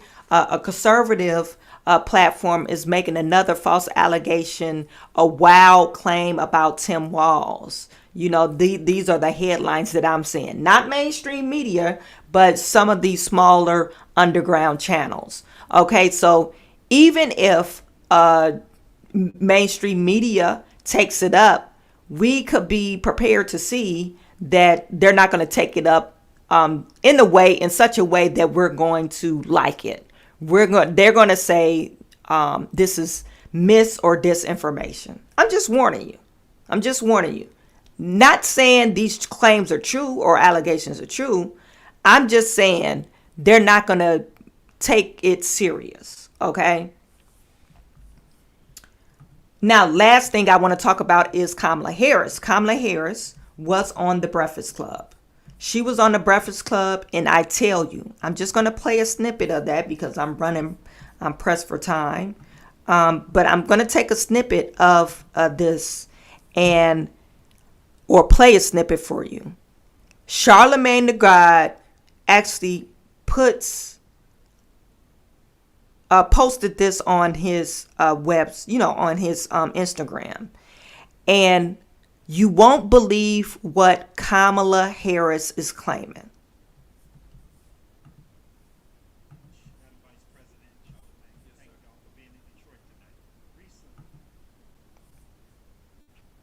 Let me just show you the stream. I'm sorry. Of Trump's surrogates from the black faith-based community. I want to start it over because I want you guys to hear all of it. Reverend Solomon Kinlock Jr., I want you to meet him. He is the senior pastor of Triumph Church. Madam Vice President Charlemagne, yes, thank sir. y'all for being in Detroit tonight. Recently, Madam Vice President, by one of Trump's surrogates from the black faith-based community, you've been criticized by him and others for your lack of engagement to the black church.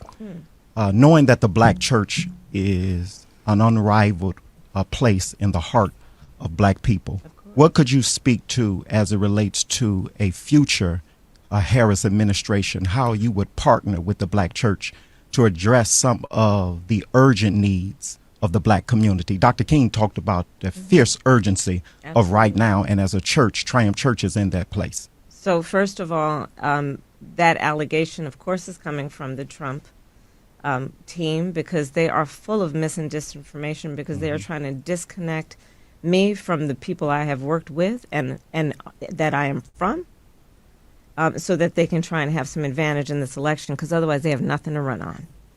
I grew up in the black church. I grew up attending 23rd Avenue Church of God in Oakland, California. That's church. Yes, that is church. My pastor is Amos C. Brown of Third Baptist Church in San Francisco, California. Yes. I have throughout my career and as vice president and recently been actively engaged in the church and church leaders, not only so we can share in fellowship, but so we can share in what we can do together that is about supporting the community, the strength of the community, the cohesion of the community. And it is my long-standing work and therefore my pledge going forward. I will always work closely with the church because I understand who our church leaders are and who the congregation is. We are talking about people who are driven by faith and the ability to see what is possible. By faith, where I was raised, and I know many of us were, understanding that our God is a loving God, that our faith propels us to act in a way that is about kindness and justice and mercy, that is about lifting one another up. And let's talk about the contrast here. Donald Trump and his followers spend full time trying to suggest that the measure of the strength of a leader is based on who you beat down, which is absolutely contrary to the church I know. He sells Bibles, though. Where our church and my church is about saying true leadership, the measure of that is based on who you lift up. And and then he's selling $60 Bibles or tennis shoes and trying to play people as though that makes him more understanding of the black community. Come on. Thank you, Reverend. Thank you for the correction. Thank you, Reverend. And God is Appreciate good. you. Good again. Every day, all the time. There you go. I had to make sure you get that right. Reverend Solomon. She didn't even say that right. Every day, all the time. No, that's not what we say. Kamala Harris claims that she was part of the black church. This reason why I wanted to bring this up, because I was watching Candace Owens, and I don't want to get deep into it, but because I want to do more research before I start talking about this. But Kamala Harris, her past is pretty questionable. Okay, there was a marriage application for Kamala Harris. Okay, this was when Kamala Harris just turned 21. Reason why I brought this up, this guy was reason why I'm bringing this up, this guy is from Michigan. Okay, the name of this guy, can't remember off the top of my head, but it was a black guy. It was a black guy's name. Now, in this stream with Candace Owens, she also mentioned that she was contacted by an individual, and they actually did her interview over the phone. And this interviewer said that he knew Kamala Harris and her mom. And he basically said in so many words that Kamala Harris is kind of evil. He thinks Kamala Harris was involved with someone he knew being unalive. Okay? Why is this important, you guys? This is important because we know Kamala Harris, anything prior to 2019, Kamala Harris always identified as American Indian, right? American Indian, never in the black church. But she's always been involved with quote unquote the black community. Always been inserting, even her mom, inserting herself in the civil rights movement, in these civil rights parties and petitions and campaigns, in these activist movements. Remember, I told you, Kamala Harris' mom, she was hired in Canada based off her research. She was at UCLA because she was a researcher. And based off of the things that she did, she was doing some governmental, or based off the research that she performed, she was, I believe, intertwined with the government. Okay? This is all speculation. But tomorrow we're going to talk about this, because in Candace Owens' video, she mentions that the guy that ended up talking to her about Kamala Harris and her mom, he used a certain project name. And this project name had all the dealings to do with the CIA or the intelligence community. What does this have to do with the black church?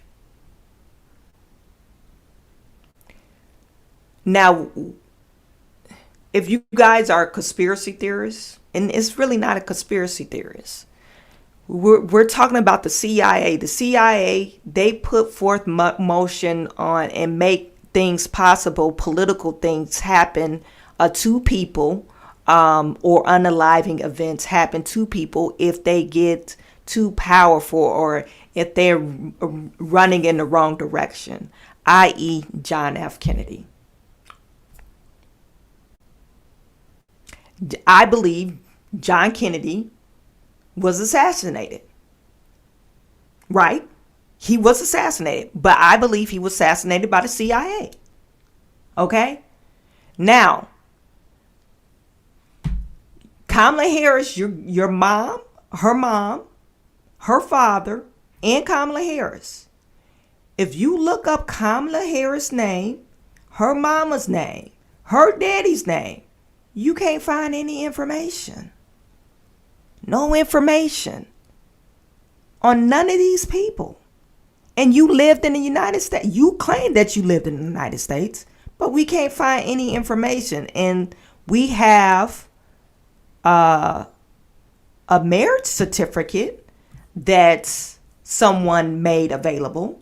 Not even a marriage certificate, a marriage application, okay, that somebody made available to Kamala Harris, or that Kamala Harris and this person applied for, the guy that she was marrying.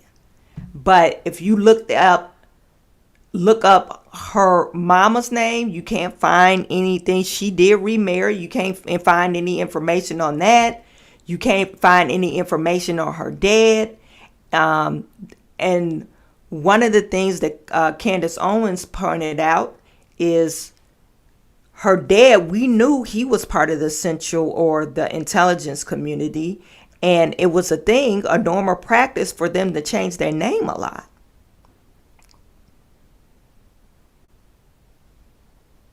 What does this have to do with the black church? Kamala Harris' mama inserted herself in the black church just to see what was going on. This is an Armaturian candidate. She had to, get groomed to fit in with the black community. This is why she went to a black school.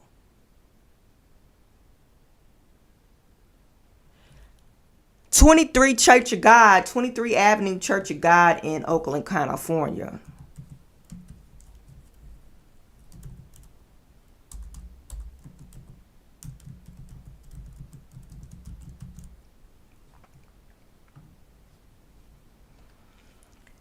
And 23rd Avenue Church of God in Oakland, California. Okay.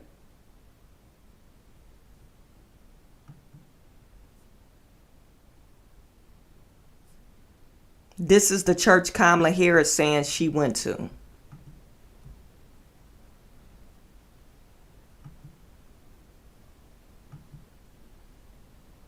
This is the church.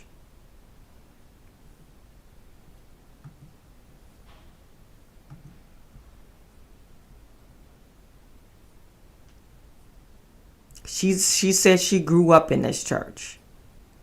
We know Kamala Harris' mom participated in a lot of protests and stuff like that, civil rights things and stuff like that.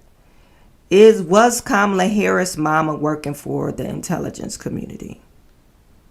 Okay, we know she did experiments for the government. This is what her research was about. She was doing experiments. On what the experiments were about, I don't know. Were they on people or animals? I don't know. But she worked for the government and she did research for the government and she was experimenting on things. And she inserted herself into the black community. Back then in the 60s, blacks were a threat. Okay, blacks were a threat. They started to realize that, hey, and I'm saying the establishment, the government, started to realize, hey, black people pay their bills on time. They majority of their families are together because prior to the civil rights movement, we had 75% of our homes were two-parent homes. We pay, even though they redlined us and did some egregious stuff to us and charged us higher interest rate, we still paid our bills on time. Okay? So I believe Kamala Harris and her family, I forget what her mama's name is, inserted themselves not because they agreed with the black community. They were developing the Manchurian candidate in Kamala Harris. This is why we see Kamala Harris. We thought Barack Obama was the Manchurian candidate, and he was the first selected or the first chosen. And then, but all of a sudden, we see this Kamala Harris. Somebody told Joe Biden to pick Kamala Harris, okay? And so they didn't know that Kamala Harris wasn't that bright, and they probably did. So they kind of had to finagle his way into, or Kamala's way into this election cycle. Okay, this is just a conspiracy theory. You might not believe it, but I believe Kamala Harris and her family is part of the intelligence community. There's no way that we don't have any record of a normal person. Usually, you could, if you have the correct name, you could find something from them. If you look me up, you could find something from me. You might even see my high school picture. How come when I pull up Kamala Harris' name, you can't find no records of her? Not even records being a picture being taken. Nothing. Not a one school yearbook picture. Not one name. And you said you participated in, protests and all this. You was actively involved. But nobody has any record of you, your daddy, your mama, your grandma. I mean, they end up finding records about her grandma, finding out that she wasn't alive or her grandma passed away 4 years prior to her coming around. But come on now. What other explanation do we have? Even if you pull up people older than her, you will find some type of records of those people. You can't find anything on this family. It's all a mystery. Kamala Harris is lying. She wasn't part of, and if she was part of the church, it's only because her mama inserted her to be a part of this black community, to fool a bunch of Negroes to say, oh yeah, she's black, look at her. But they're not being fooled, because they lighten Kamala Harris and Charlemagne in the comment section. They lighten his ass up in this comment section. Before I go off, I just want to show you some of these comments. Somebody says, wow, now she went to a black church. How do people believe this woman? Shaking my head, lies, lies, lies. This is what you people listen to. Seriously, this guy doesn't know anything about politics. All he knows is about radio broadcasting. President Obama has criticized black men because they don't want to vote for Kamala Harris. I'm not going to vote for someone who is going to criticize black men day after day. Trump 2024. Somebody else says, I'm sorry, Kamala, I can't vote for her. The mainstream media and the Democratic Party expects me to fall in line and vote for a Democratic nominee because I'm a black man. As a Christian, first, I cannot vote for a party that is against traditional biblical marriage. That is for killing millions of babies through abortion. So many more policies that do not line up with my faith. I choose my biblical conviction over party. And somebody put in here, Trump offered the platinum plan that gave black churches access to grants and funds for their communities. Kamala Harris had never mentioned God or Jesus in her campaign. You can't just say she follows God. I put in my post a long time ago. Has anyone asked Kamala Harris her faith?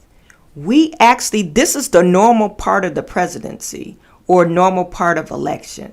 They will actually go to church and talk to the black community. This is a normal part of the process. Every candidate that's ever run has actually shown their face at church.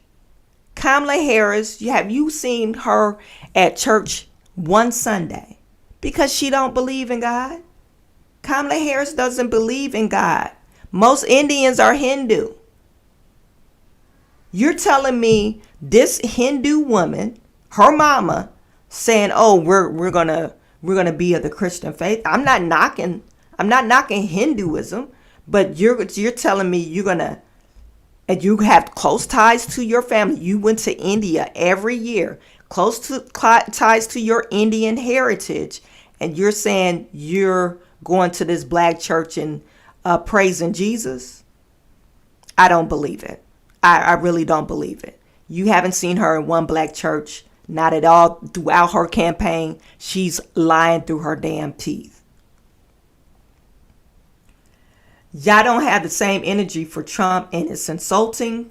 Here again, she failed to answer the question by smoke and screening, and she's attended a black church. Candace Owens, please fact check again. Isn't she Indian? Another thing, she did not answer the question. He said, how would you collaborate with the black church to help us with some of the things that we're struggling with in the black community?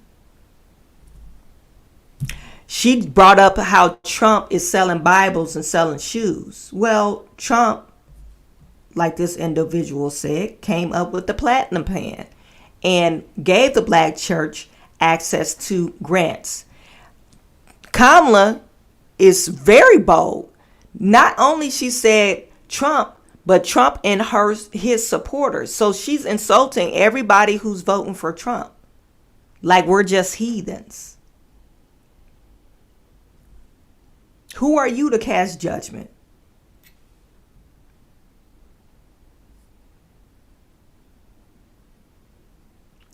Black church, this lady was offering mobile abortions outside of the DNC. How can you say you grew up in the church or you have a Christian faith and this main thing that they're running on is totally against your faith? I just don't understand it. You guys, I know you're not supposed to cast judgment, but this is your faith. So you're going to put God aside. God is supposed to be the head, the conductor of your life. You're going to put God aside and say, oh, this is okay. During term, not one time did I ever see him in church on Sundays. Not one time, unless it was a funeral. Trump is true magician because he got these black pastors fooled. No, we saw him in church plenty of times. Matter of fact, I just saw a picture of Donald Trump in church. And this was a black church, and they showed him, getting his offering together. This wasn't doing no campaign.